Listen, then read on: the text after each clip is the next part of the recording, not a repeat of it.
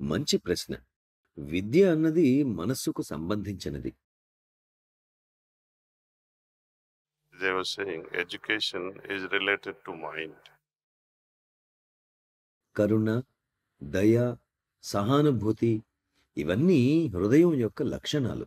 హృదయంపై కొంత పని చేయాల్సి ఉంటుంది. మనం కరుణని వ్యక్తీకరించకుండా అడ్డుపడుతున్నది ఏమిటి? It is not that we are not compassionate. Every human being is compassionate. మనలో కనికరం లేదని కాదు. మానవులందరూ కనికరం కలిగి ఉంటారు. దురదృష్టవశాత్తు మనం కొన్ని హద్దులు ఏర్పరచుకుంటాము. ఉదాహరణకి ఒక విషయం చెప్తాను. వివిధ పరిస్థితుల్లో మన ప్రతిస్పందన ఎలా ఉంటుంది అన్న విషయంపై ఒక శాస్త్రవేత్త పరిశోధన చేశారు. He selected followers of Sikhism. One was a Jewish gentleman, another was Islam, Musliman, and some other.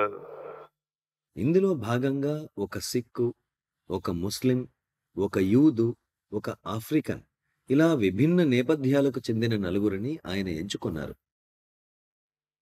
They were put differently at different times into the tunnel, into this MRI machine, functional MRI machine.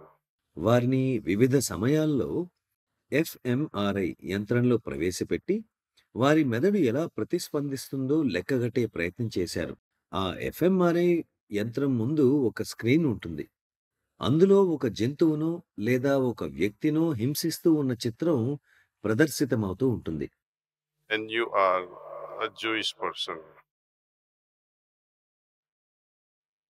In front, there will be a video within that MRI machine where you can see torturing of Sikh, or a torturing of some animal, or torturing of a Jewish person, and torturing of a Muslim.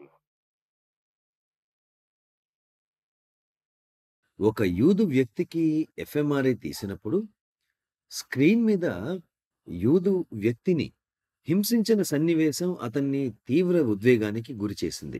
అదే ఆ వ్యక్తి ఒక ముస్లిం అయితే ముస్లింను హింసించడం చూస్తున్నప్పుడు తీవ్ర ఉద్వేగానికి గురి కావడం జరిగింది.